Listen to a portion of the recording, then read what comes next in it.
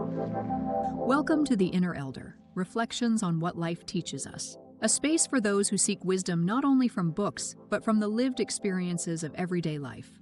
Together, we reflect on the meaning hidden within ordinary experiences, dreams, observations, and personal reflections, trusting that our inner elder will provide us with wisdom and guidance. Today, David Lowry reflects on a recent dream of his. A dream set in a world of ninjas, swordsmen, hidden passageways, and sacred things under threat. In the dream, friends seek refuge, enemies demand surrender, and a classical radio station becomes a symbol of something far greater than music. David believes this dream carries a universal message for us all. In times of great change, when old structures seem to be falling away, how do we know what must be protected at all costs, and what can be released? Let's join David as he shares this dream and the wisdom it offers, inviting us into a reflection on guarding the signal, protecting the inner sanctuary, and discovering what life teaches us when everything around us begins to change. Last night I dreamed I was living in another time, a world of ninjas, swordsmen, and old hidden loyalties. It had an Eastern, almost ancient atmosphere. And there was danger in the air, and friends of mine who were skilled and disciplined like ninjas were being hunted by enemies who wanted to destroy them. And they came to me seeking refuge. I had this narrow passageway where I could conceal people safely. And so that's where I hid them. It was a place of protection, a secret sanctuary no one but me knew about. They could remain hidden there until the time was right for them to regroup and rise again. At the same time, I owned a radio station. You remember those radio stations we all used to listen to? And one of our enemies wanted to control it. They demanded that I hand over all the vital papers that were connected to the station, the documents that proved ownership, authority, and legitimacy. I gave them some of the papers, but not all of them. I held back the most important things, knowing help would come, and surrendering everything would mean losing something sacred. The station seemed to be a classical music station because the papers were documents that belonged to a classical music archive. This is something I remembered from real life. It was a service that used to send me classical music recordings every month, and that detail made the dream feel even more meaningful to me because what was being protected wasn't just property, but it was a beautiful memory, inheritance, and something timeless that should not be lost. You just heard about David's dream. As we continue his reflection, we begin with one of its most powerful symbols, the radio station. In the dream, it was something valuable, something others wanted to control. It represented more than property or possession. It was a place of transmission, a source of voice, meaning, and influence. We all have a signal we are sending into the world, not through microphones or music alone, but through the way we live, the choices we make, the love we give, and the lessons life has taught us along the way. As we enter this first reflection, David invites us to consider the deeper question beneath the dream. What have you been broadcasting all these years you've been alive? Let's begin with the image of the radio station. In the dream, there was a radio station. It was something valuable, something somebody wanted to control. It wasn't merely a building or a piece of equipment or papers or ownership. It was a place of transmission, a place where something important was being sent out into the world.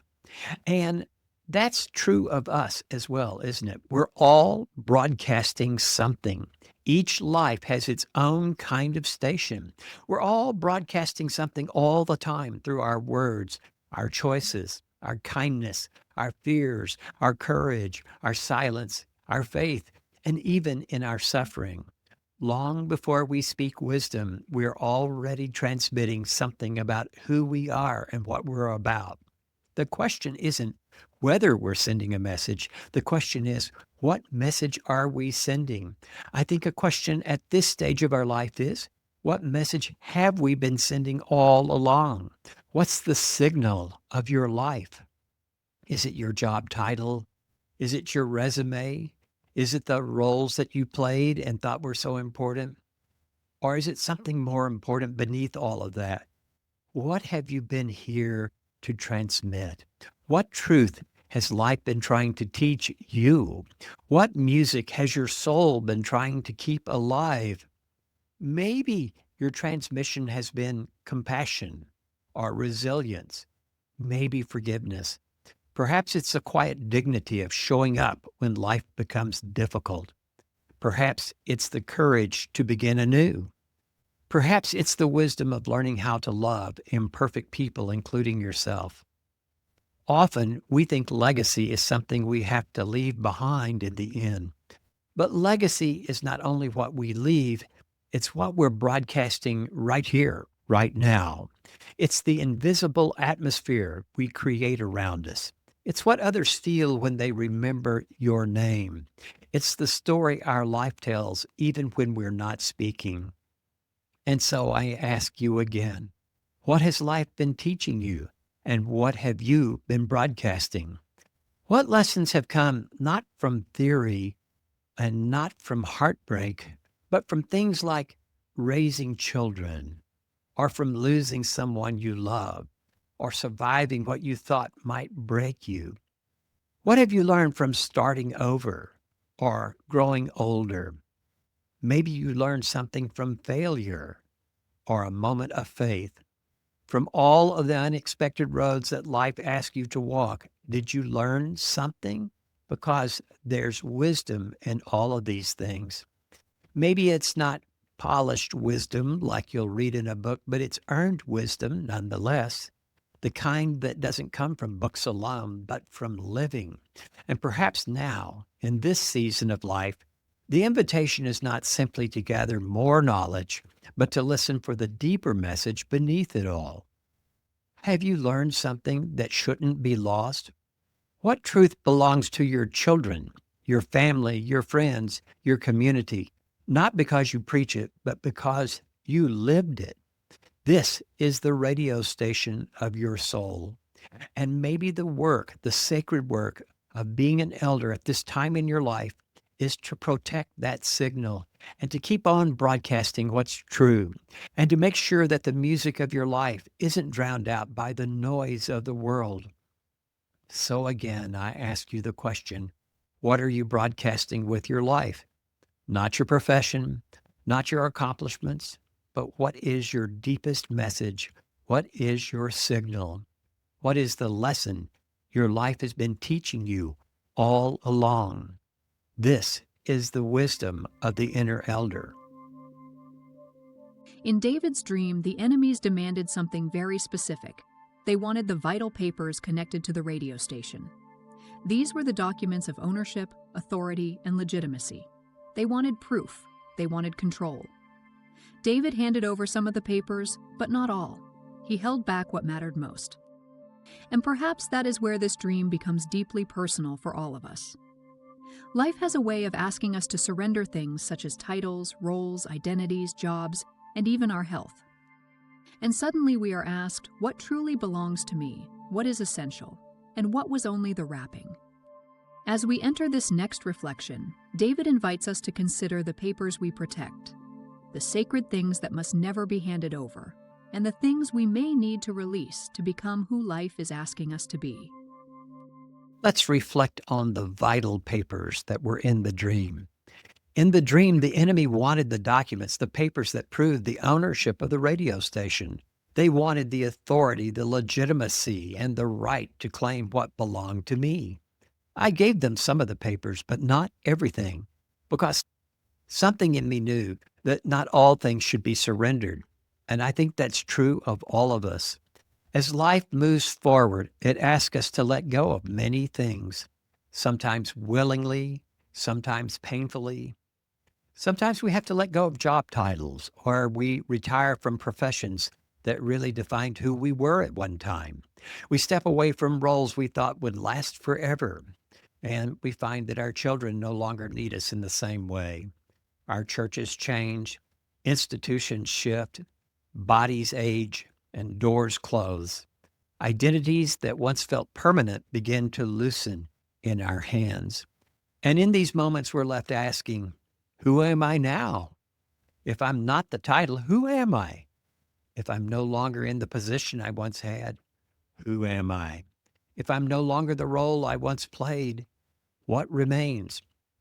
But this is where wisdom begins, because life eventually teaches all of us the difference between what's essential and what was the mere packaging all along. A title may change, but your purpose can remain. The credentials you have may fade away, but your wisdom remains. Your reputation may rise and fall with the opinion of others, but your integrity can always remain. The institutions about you may crumble, but truth is still here. There's a sacred simplicity that comes with age if we're willing to receive it. We begin to understand that much of what we spent years protecting was never the deepest part of us at all. It was all paper. It was all wrapping. It was all illusion. Necessary, perhaps. Certainly, it was useful to us, but it's still just paper. The deeper question is this: what is it about you that can't be taken? What in you remains when all of those labels are removed? What survives in your life when the outer wrapping is gone? Is it your compassion? Is it your faith or your resilience or your honesty or your capacity to love? Maybe it's the quiet courage you learned by surviving difficult years no one else fully understood. These are the real documents of the soul that you can never give up. These are papers worth protecting. And maybe at this part in our life, the elder stage, in part, it's the sacred work of sorting these things out and knowing which things are important, knowing which things can be handed over and what must never be surrendered. It's learning that some things were only temporary containers while other things were always eternal. So I invite you to sit with the question about what in your life is truly essential and what's only packaging. What have you spent years defending that no longer needs protection? And what truth inside of you has to be guarded at all cost? Because life eventually asks all of us to decide, and wisdom is knowing the difference. In David's dream, there was a narrow, hidden passageway, a quiet place of refuge where his friends could conceal themselves from danger. It was not a place of surrender, but of protection, a place to wait, to recover, and to prepare for what would come next. The dream reminds us that not every season of life is meant for outward action. Sometimes the wisest thing we can do is step back, rest, listen, heal, and gather strength before moving forward again. In a world that often praises constant motion and visible success, hidden seasons can feel uncomfortable. Silence and retreat can feel like failure. But perhaps life is teaching something deeper. Perhaps there are seasons when we are not meant to perform, but to become. As we enter this next reflection, David invites us to consider the narrow passageway, the sacred hidden spaces of life, where transformation quietly takes place and where the soul prepares for what comes next. Let us now reflect on the narrow passageway. In the dream, my friends, the ones that were being hunted, the ones under threat, came to me seeking safety. I had a narrow hidden place for them, a passageway that no one knew about, and they could conceal themselves and remain protected until the time was right to emerge once again. This was not a place of defeat. It was a place of preparation. And perhaps all of us at some point in life are asked to enter such a place. There are seasons when life does not ask us to push harder, but to pull inward, to become still, become quiet, to step away from the noise of the world and listen for what is happening underneath. This can be difficult. We live in a culture that celebrates visibility. It celebrates achievement and momentum and constant proof that you're moving forward. And when life becomes quiet, when plans pause, when doors close, we often find ourselves in transition, and it can feel like failure. We wonder if we're falling behind or if we're losing ground, and we worry that our stillness could mean stagnation. But not all silence is failure, and not all retreat is defeat. Sometimes life asks us to disappear for a while so that something stronger can emerge. Sometimes we step away from friends so that something stronger can emerge. Sometimes the soul asks for a monastery before it can go and fight a battle. There are seasons of hidden work, seasons where healing matters more than achievement, where reflection matters more than performance, and where your solitude becomes sacred because it allows you to hear the noise that was drowning out the really important things. Maybe it happens after grief or retirement, perhaps after illness or disappointment, or after a dream dies and you're left in unfamiliar territory. It can happen when your children leave home, or when your career shifts, or your identity changes and you no longer know exactly who are we becoming. These are the narrow passageways, and they feel uncertain, and they're often uncomfortable, but they are also holy ground. Because transformation doesn't happen where people applaud you. It happens in silence, in prayer, in study, those long walks and honest conversations and lonely nights where you wrestle with yourself and discover what is really true about you. The hidden season is not a wasted time. It's a sacred place where your strength gathers and your wisdom deepens. It's where you loosen the old self and grip onto a new self. The world may not see it, but your soul and your inner elder knows all about it. There's no shame in retreating when retreat is preparation. And there's no failure in waiting when waiting is wisdom. Sometimes the bravest thing we do isn't to charge forward, but to stay still long enough and let life reshape you. So I leave you with this reflection. What are you resisting right now in the narrow passageway? What hidden season have you been trying to rush past? And what might happen if instead of fighting it, you trusted that this quiet place isn't a punishment, but a place of preparation? Perhaps you aren't really lost. Perhaps you're being readied. And perhaps when the time is right, you'll emerge carrying something far stronger than when you first entered that hidden place. In David's dream, among the papers connected to the radio station were documents from the classical music archives, a real subscription service from years past that brought classical music into his home. In the dream, this detail felt important, as though the station was not simply broadcasting sound, but preserving something timeless. Classical music carries a certain feeling of inheritance. It reminds us that beauty can outlive generations, that wisdom can be passed forward, and that what is most valuable is often not new, but enduring. As we grow older, the question of inheritance begins to deepen. What are we truly leaving behind? Is it possessions, money, or something far more lasting? As we enter this reflection, David invites us to consider the music we preserve, the beauty, truth, and wisdom we carry, and the unseen legacy we leave in the lives of others. And now I want to think about those classical musical archives. In the dream, the important papers were tied to a radio station where the classical music archives were kept. And this is the music that has lasted for hundreds of years. I personally like all kinds of music, but I suspect 100 years from now, classical music will still be here. And I'm not so sure about all my rock and roll country favorites.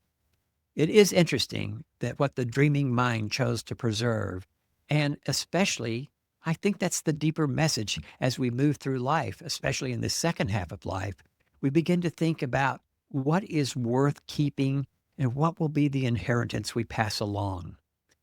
When we were younger, we often ask, what do I achieve? What can I build? What can I acquire? But later, a quiet and more important message begins to emerge. What's worth preserving? What was this all about? Is there anything about me that shouldn't be lost? Because legacy is not only about what we leave behind. I asked earlier, what have you been broadcasting during your life?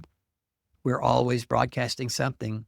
Is it the classics that will last for generations, such as love, peace, joy, patience, kindness, goodness, gentleness, faithfulness, beauty, wisdom, character, and truth. Those are the real treasures. But let's not forget that things can outlive us as well, such as bitterness, emotional absence, addiction, and things we'd just as soon forget. The lesson here is that we pass along more than we realize, not just what we own, but how we lived. The atmosphere of our presence, the values we protected, the kindness we offered, the integrity we chose when no one was watching. Children remember this. Friends remember this. Communities remember. People may often forget our advice, but they always will remember how they felt when we were around. That's the inheritance. And perhaps this is one of the sacred invitations of conscious aging, to become deliberate about what we're transmitting. Not accidental, but intentional. What are you broadcasting right now? What music is playing in your life? What melody have you repeated so often that others now hear it without you speaking? Because whatever plays long enough becomes part of the inheritance. And maybe the elder's work isn't to become louder, but to become clearer. Your work is not yet done. Choose carefully what remaining things you'll broadcast. Broadcast a way of seeing life with confidence and joy. Let others feel through your presence that life is still worthy of wonder, still worthy of gratitude, still worthy of hope, even in difficult seasons. Transmit courage as you meet suffering. Show others that hardship doesn't have to make you bitter, and that pain can deepen compassion rather than diminish it. Let your life become proof that resilience is possible, that grace can survive loss, and that love can remain open even after disappointment. If you do, this is the music that will be playing long after you are gone. Because in the end, perhaps the greatest legacy is not what we gave people, but what we taught them to carry forward. As we come to the end of today's reflection, take a moment to notice what has stirred within you.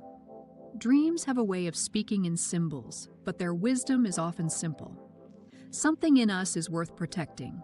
Something in us is still becoming. And something in us is quietly preparing for what comes next. If any part of this dream has echoed in your life, if a signal, a passageway, or a piece of inner inheritance has come to mind, hold it gently. Let it stay with you in the hours ahead. The inner elder within you speaks softly, but it speaks faithfully. Thank you for listening to The Inner Elder, Reflections of What Life Teaches Us. If this episode spoke to you, I invite you to like, share, and subscribe so that these reflections can reach others who need them. May the days ahead bring you clarity, courage, and a deeper trust in the wisdom that's always rising within you.